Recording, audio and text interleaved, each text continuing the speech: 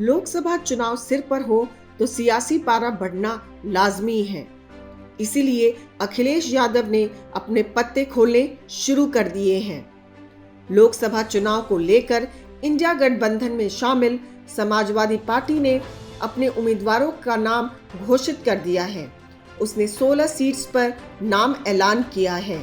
आइए अब इन 16 प्रत्याशियों के बारे में भी जान लीजिए। इस लिस्ट में मुलायम परिवार के 3 सदस्यों का नाम है।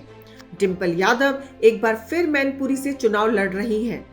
यानी एक बार फिर सपा ने मुलायम की कर्मभूमि मैनपुरी से डिंपल को ही मौका दिया है।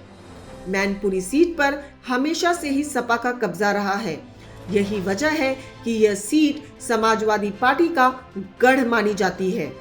अक्षय यादव को दोबारा फिरोजाबाद से मैदान में उतारा गया है और आजमगढ़ का उपचुनाव हारने वाले धर्मेंद्र यादव अब बदायूं से लड़ेंगे।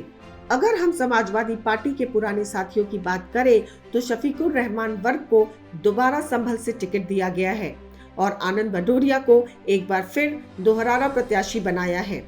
अखिलेश यादव ने अपने कई विधायक और पूर्व विधायकों पर भरोसा जाहिर किया है। इसमें पहला नाम रविदास मेहरोत्रा का है, जो लखनऊ से चुनाव में उतरेंगे।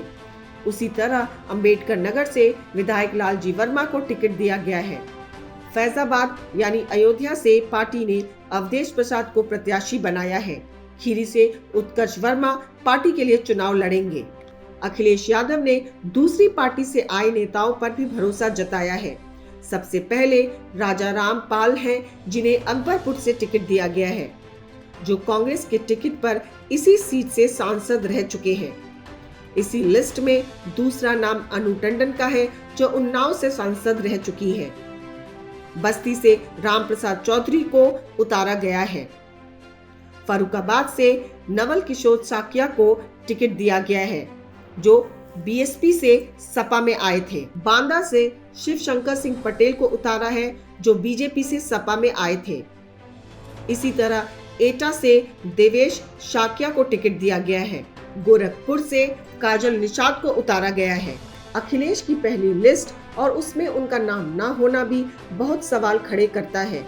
समाजवादी पार्टी ने जो ये लिस्ट जारी की है, उसमें इंडिया गठबंधन का कोई जिक्र नहीं है, बल्कि पीडीए का जिक्र किया गया है।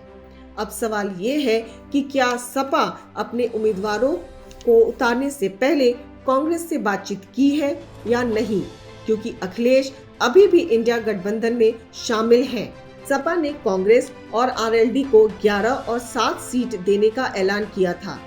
इसके बाद समाजवादी पार्टी की तरफ से लोकसभा प्रत्याशियों की पहली लिस्ट सामने आई है। आरएलडी और कांग्रेस दोनों ही पार्टी अभी गठबंधन से सीटों के ऐलान को लेकर अपनी स्थिति साफ नहीं की है। इधर कांग्रेस ने इस मामले पर समाजवादी पार्टी पर निशाना साधा। कांग्रेस नेता जयराम रमेश ने कहा कि एक तरफा सीटों का ऐलान ठीक नहीं है। हमारी तरफ से कोई सीट शेयरिंग फाइनल नहीं हुई है। अगर गठबंधन में है तो सबके स्वर एक होने चाहिए। अगर अलग अलग लड़ना है तो औपचारिक ऐलान होना चाहिए।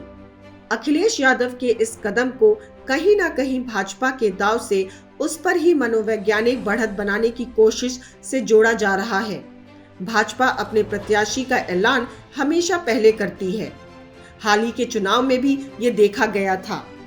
बहरहाल जानकारों के अनुसार अखिलेश ने उत्तर प्रदेश में सबसे पहले टिकट का ऐलान कर सभी दलों पर मनोवैज्ञानिक बढ़त हासिल करने की कोशिश जरूर की है। अब इसका कितना लाभ चुनाव में मिलेगा, ये देखने वाली बात होगी।